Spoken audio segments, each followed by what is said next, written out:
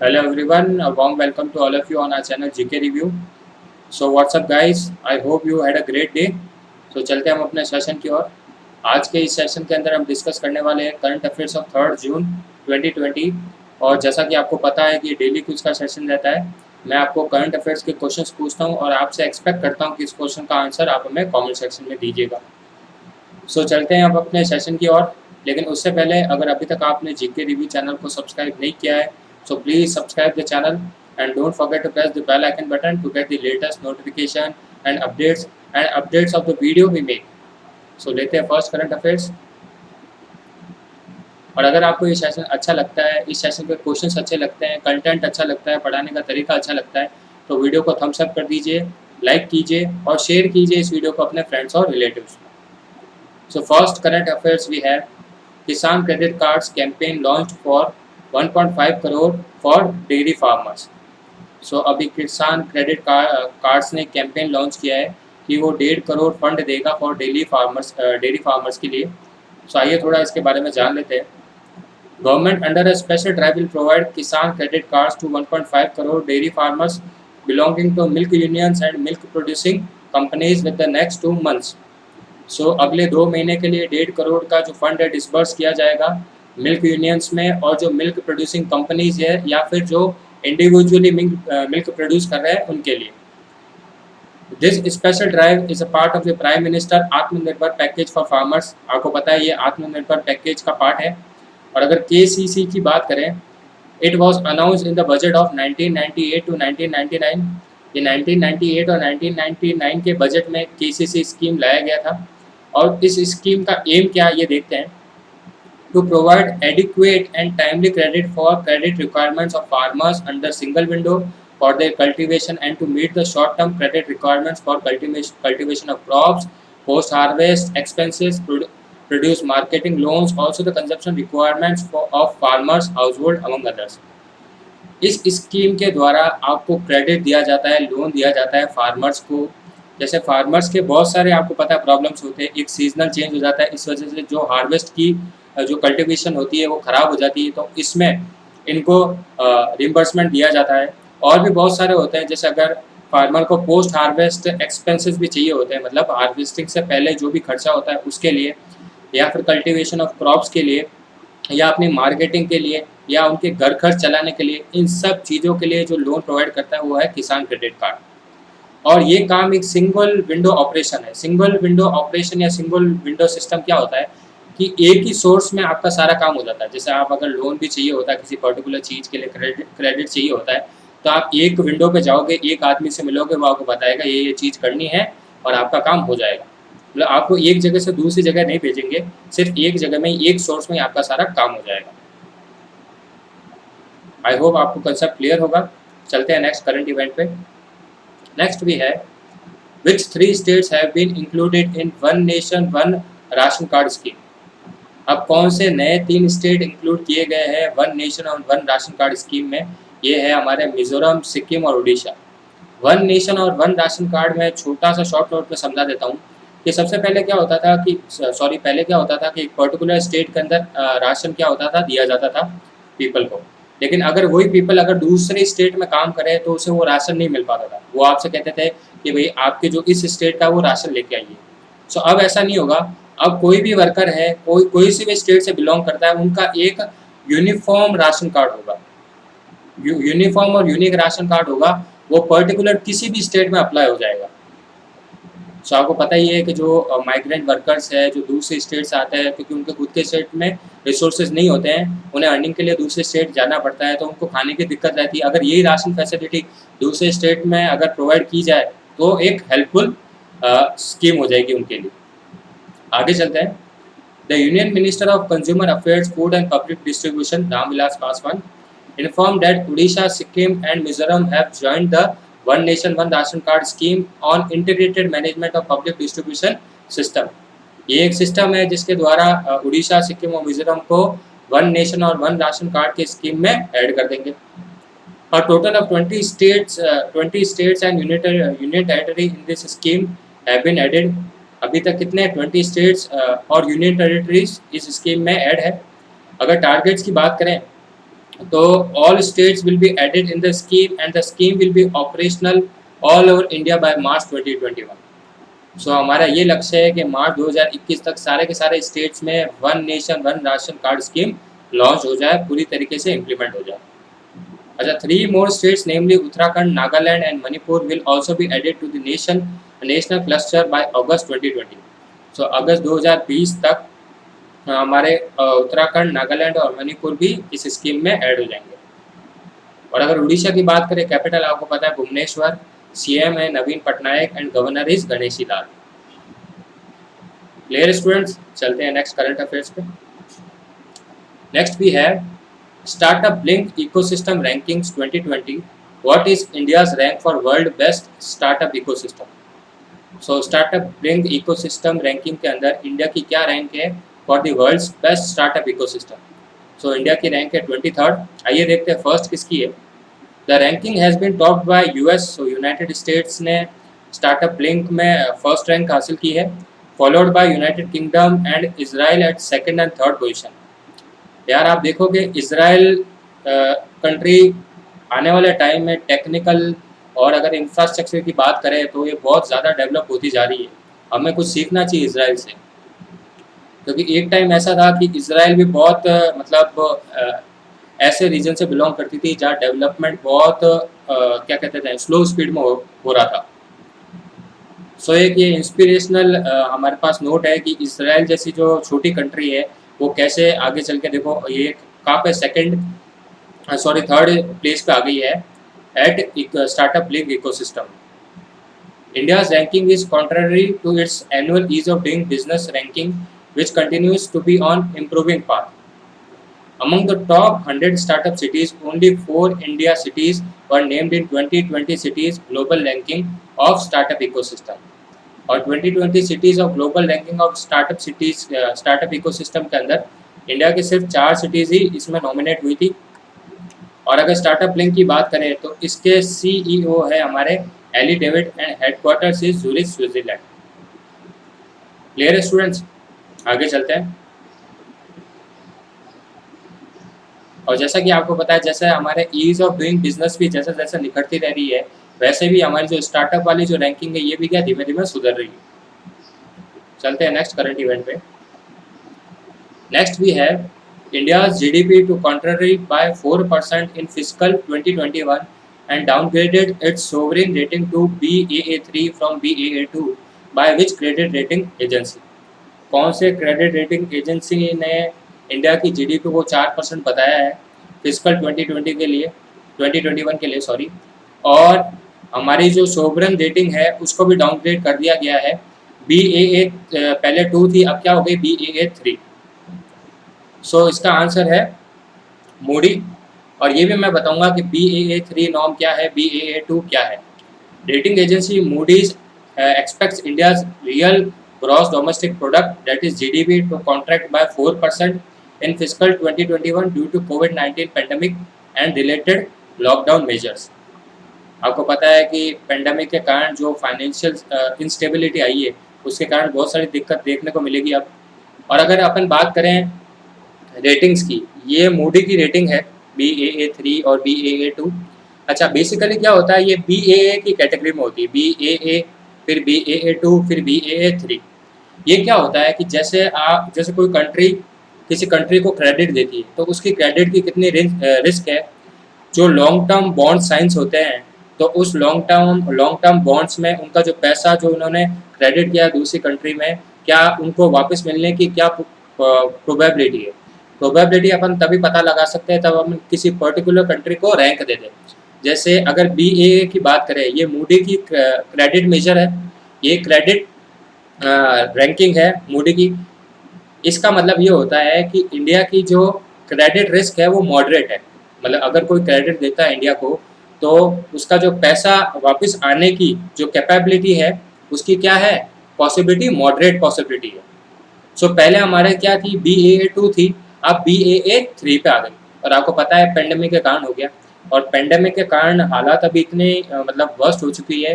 जैसे अगर आप देखो कि जो फाइनेंशियल कंपनीज होती है जैसे बजाज और ये सिटी फाइनेंस, बहुत सारी जो फाइनेंस कंपनीज होती है आप अभी अगर मार्केट में कोई भी प्रोडक्ट फाइनेंस के लिए दोगे कि मुझे फाइनेंस कराना है, आपको कोई भी फाइनेंस नहीं देगा। कोई बजाज देगा, कोई दूसरी company, home finance, city finance, जो भी हमारे बहुत सारी फाइनेंस कंपनीज है, कोई भी आपके प्रोडक्ट को फाइनेंस नहीं कर रही है, क्योंकि अभी मार्केट के अंदर करेंसी रिवॉल्व नहीं हो रही है, अभी मोनेटाइजेशन नहीं हुआ है, किसी के पास भी इतना पैसा नहीं है कि आपका प्रोडक्ट फाइनेंस कर सके। सो अभी सिचुएशन वर्स्ट और भी वर्स्ट होगी। सो अपन ये कहेंगे कि जल्द से जल्द ये सब जो पेंडेमिक है ये सब हट जाए और जो साइकिल है, मोनेटाइजेशन साइकिल है, वो अच्छे से रन हो जाए।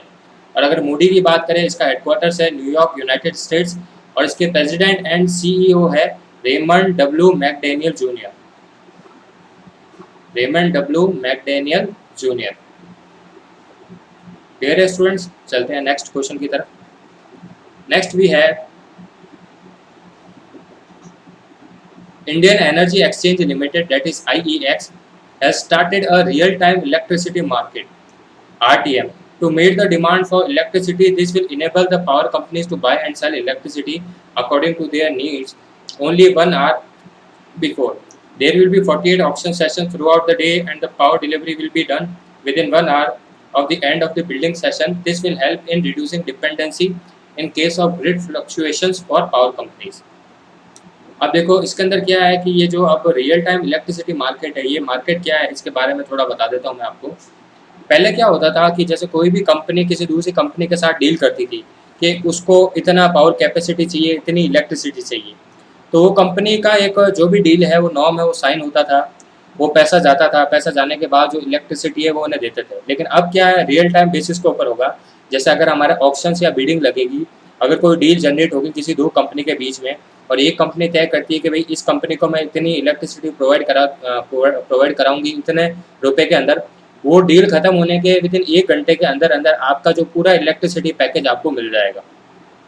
सो ये होता है real time electricity market.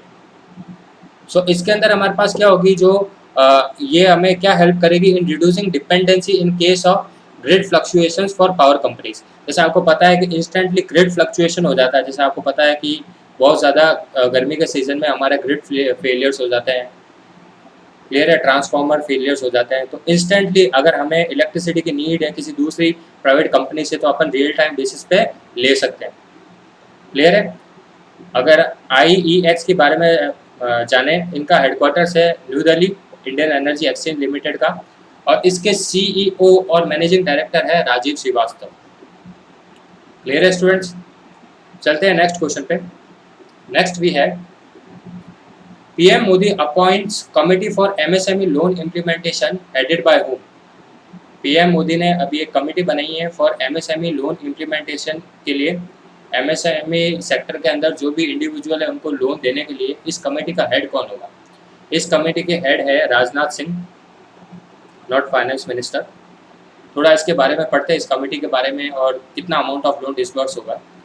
On 31st May 2020, Prime Minister Narendra Modi appointed a committee headed by Rajnath Singh to solve the difficulties in the implementation of rupees 3 lakh crore collateral-free loan for micro, small and medium enterprises.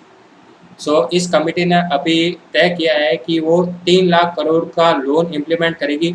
और ये loan कैसा है? Collateral free loan. Collateral free loan का मतलब ये होता है कि आपको कोई पर्टिकुलर सिक्योरिटी नहीं रखनी पड़ेगी, फिर भी आपको लोन मिल जाएगा। जैसा MSME के अंदर हमारे बहुत सारे इंडिविजुअल्स होते हैं, कंपनीज होती है जो अनेबल होती है कुछ बड़ी सिक्योरिटी रखने के लिए, मतलब उनके पास इतनी सिक्योरिटी नहीं होती है कि वो सिक्योरिटी रख के कुछ बड़ा अमाउंट ऑफ लोन ले सके। क्लियर है? सो इनके लिए एक ये हेल्पिंग हैंड हो जाएगा। अगर बात करें आगे, नितिन जयराम गडकरी जो कि MSME के मिनिस्टर है, इन्होंने नई डेफिनेशन बताई है MSME की, नई रेंज बताई है कि MSME को अपन जो पर्टिकुलर कंपनी को कैसे काउंट करेंगे कि वो MSME के अंदर आती है या नहीं आती है। सो इसकी डेफिनेशन क्या है? Definition of medium enterprises in terms of investment and turnover to ₹50 crore and ₹250 crore respectively. मतलब आपका इन्वेस्टमेंट 50 करोड़ होना चाहिए और टर्नओवर की लिमिट कितनी है? 250 करोड़। क्लियर है? अगर आप इस रेंज के अंदर आते हैं, इस कैटेगरी के अंदर आते हैं, तब आपको MSME के अंदर लिया जाएगा। और अगर MSME मिनिस्ट्री की बात करें, सभी को पता है नितिन जयराम गडकरी हमारे मिनिस्टर है। और मिनिस्टर ऑफ स्टेट, ये भी इम्पॉर्टेंट है, कभी कभी मिनिस्टर ऑफ स्टेट भी पूछ लेते हैं। सो मिनिस्टर ऑफ स्टेट है Pratap Chandra Sarangi. So Pratap Chandra Sarangi is the Minister of State of MSME sector. चलते हैं नेक्स्ट करंट इवेंट पे. Next we have on June 1st, 2020, the Reserve Bank of India approved the extension of tenure for Lakshmi Vilas Bank Managing Director and CEO. So RBI ने approve कर दिया extension का. Lakshmi Vilas bank के MD और CEO कौन है? सुब्रमण्यन सुंदर. इनका जो MD और CEO का जो एक्सटेंशन है वो 6 महीने के लिए बढ़ा दिया गया है. अब ये फ्रॉम 31 मई 2020 से नवंबर 30, 2020 तक लक्ष्मी विलास बैंक के MD और CEO रहेंगे. कौन है ये? सुब्रमण्यन सुंदर. और अगर लक्ष्मी विलास बैंक की बात करें, इसके हेडक्वार्टर चेन्नई तमिलनाडु में है. और टैगलाइन इंपॉर्टेंट है लक्ष्मी विलास बैंक की, ये है the changing face of prosperity. Clear है? इसकी टैगलाइन है the changing face of prosperity. So we move to the next current event. Next हमारे पास Tata Power acquires how much percentage stake in Odisha's TPCODL for rupees 178.5 crore. So Tata Power ने कौन सी grid company, ये उड़ीसा की grid company है, उसमें कितना percentage की स्टेक एक्वायर की है और इस स्टेक की कीमत है रुपीज़ 178.5 करोड़. सो टाटा पावर लिमिटेड ने 51% स्टेक एक्वायर की है. Answer is 51% in TP central Orissa distribution grid. ये एक पावर ग्रिड डिस्ट्रीब्यूशन है उड़ीसा का. इसके अंदर 51% स्टेक हासिल की है टाटा पावर लिमिटेड ने, और जिसे उन्होंने कितने दिए इस स्टेक के लिए? 178.5 करोड़. आगे पढ़ते हैं. A wholly owned subsidiary of grid corporation of Orissa for a consideration of rupees 178.5 crore. The remaining 49% of percent stake is TPCODL will be held by GRIDCO. So जो बच्चे भी जो 49% है वो ग्रिड को हैंडल करेगी और 51% को बाय कर लिया टाटा पावर लिमिटेड ने. और अगर टाटा पावर लिमिटेड की बात करें, हेडक्वार्टर्स है Mumbai Maharashtra and CEO and MD है हमारे प्रवीण सिन्हा. सो टाटा पावर लिमिटेड के CEO और मैनेजिंग डायरेक्टर है प्रवीर सिन्हा. प्रवीर सिन्हा. चलते हैं नेक्स्ट करंट इवेंट पे. नेक्स्ट वी है PM Modi launches Champions Portal to empower MSME. What is the full form of Champions? So बहुत बड़ा फुल फॉर्म है, थोड़ा मुश्किल होगा याद करने के लिए, लेकिन एक बार मतलब कहते हैं ना कि ग्लांस दे दीजिए, अच्छी तरीके से एक बार आंखों से निकाल दीजिए, ताकि अगर क्वेश्चन आ भी जाता है तो गलत करने की पॉसिबिलिटी ना हो. सो देखते हैं. चैंपियंस का फुल फॉर्म है creation and harmonious application of modern processes for increasing the output and national strength. I'll repeat once again. Creation and harmonious application of modern processes for increasing the output and national strength. Clear students? आगे पढ़ते हैं. To help the smaller MSME, that is micro, small and medium enterprises, by resolving their grievances and the complaints received on the portal will also be redressed within the prescribed limit. जो MSME sector के अंदर जो individuals है उनकी जो complaints आती है इस पोर्टल के ऊपर, उस कंप्लेन को कम से कम टाइम के अंदर रिजॉल्व करना, उनकी क्वेरी को सुलझाना, और वो भी प्रिस्क्राइब्ड लिमिट के अंदर. जो टाइम दे रखा होता है उस लिमिट के अंदर उनकी क्वेरी रिजॉल्व होनी चाहिए. और अगर MSME की बात करें, हेडक्वार्टर्स न्यू दिल्ली, सबको पता है. इसके मिनिस्टर है नितिन जयराम गडकरी. अभी प्रीवियस ही करंट इवेंट में पढ़ा है अपन ने. चलते हैं नेक्स्ट करंट इवेंट के ऊपर. Institute of Nuclear Medicine and Allied Sciences, that is INMAS, Delhi based laboratory of DRDO. So DRDO की laboratory है INMAS, developed ultra swatch or disinfection unit to disinfect personal protective equipment, electronic items, fabric and other materials. So DRDO की एक laboratory है INMAS, जिन्होंने अभी develop किया है ultra स्वच, ताकि डिसइंफेक्ट कर सके हमारे PPE किट. PPE किट की फुल फॉर्म बहुत इंपॉर्टेंट है कि PPE किट की फुल फॉर्म क्या है, तो क्या आपको पता है? ये बहुत न्यूज़ में चल रहा है. सो इसकी फुल फॉर्म है पर्सनल प्रोटेक्टिव इक्विपमेंट्स. और आपके इलेक्ट्रॉनिक इक्विपमेंट्स हो गए, फैब्रिक्स हो गए, अदर मटेरियल्स हो गए, इंस्ट्रूमेंट्स हो गए, इन सबको डिसइंफेक्ट करने के लिए इस ऑर्गेनाइजेशन ने एक सॉफ्टवेयर डेवलप किया जिसका नाम है ultra Swachh. So industrial partner minister state of gel craft health care private limited Ghaziabad. So as such ये इम्पोर्टेंट नहीं है।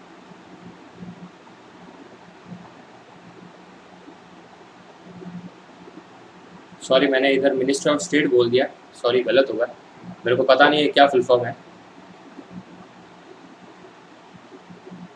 चलते हैं नेक्स्ट क्वेश्चन पे। Former international archer and coach Jayanti Lal Nanoma passed away at 34। He belongs to which state? International archer रह चुके हैं और कोच जयंती लाल ननोमा जो हाल ही में उनका निधन हो गया है, ये बहुत कम एज के अंदर इनका निधन हो गया। ये कौन सी स्टेट में बिलोंग करते हैं? ये बिलोंग करते हैं राजस्थान से।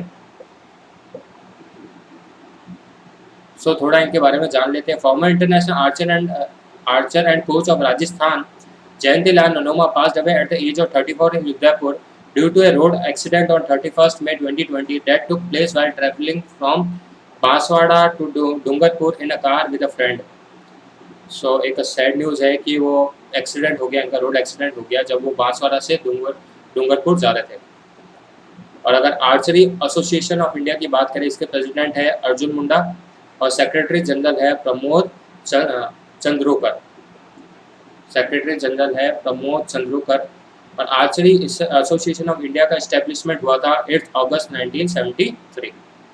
ऐसा सच इम्पोर्टेंट नहीं है, फिर भी मैंने एक एडिशनल इंफॉर्मेशन दे दी है आप सभी को। नेक्स्ट हमारे पास 1 year of Modi, that is 2.0, towards a self-reliant India's e-book released by Ministry of which department? So 1 year of Modi एक e-book है। सो कौन से डिपार्टमेंट ने लॉन्च की है? ये है हमारे information and broadcasting department INB, जिसके मिनिस्टर आप सभी को पता है प्रकाश जावड़ेकर। आइए इसके बारे में पढ़ते हैं। A 92-page e-booklet called 1 year of Modi 2.0 towards a self-reliant India on the key achievements of the Modi government during its second term was released on June 1st, 2020 by Minister of INB। सो हमारे प्रधानमंत्री के जो भी achievements है वो इस book के अंदर है और इस बुक के अंदर 92 पेज है। ये ई बुकलेट है, क्लियर है। This marks the first anniversary of the second term of the government. So ये इस गवर्नमेंट का सेकंड टर्म है, दूसरा साल है। चलते हैं नेक्स्ट करंट इवेंट पे। Global day of parents is celebrated every year on June 1 globally. The day was organized by the United Nations to emphasize the critical role that the family has the primary responsibility for the nurturing and protection of children. So global day of parents हर बार की तरह अपन 1 जून को globally celebrate करते हैं। और अगर UN की बात करें, इसके हेडक्वार्टर है New York city, United state. Secretary general is Antonio Guterres. Clear है स्टूडेंट्स? सो इस डे के हमने करंट इवेंट्स कवर किए हैं। आई होप आपको सेशन अच्छा लगा होगा। अगर सेशन अच्छा लगा है तो लाइक करना ना भूलिएगा। वीडियो को शेयर कीजिए अपने फ्रेंड्स, रिलेटिव्स, जिस किसी के साथ भी आप पढ़ते हो, कोचिंग जाते हो, उनके साथ शेयर कीजिएगा।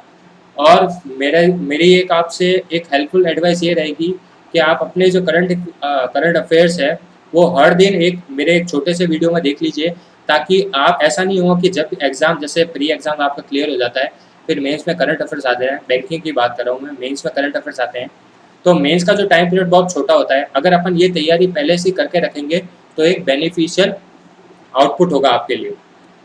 So stay tuned with us. अगर सब्सक्राइब नहीं किया है तो सब्सक्राइब कीजिए। जीके रिव्यू को लाइक एंड शेयर करना ना भूलेगा। So thank you all of you and have a nice day.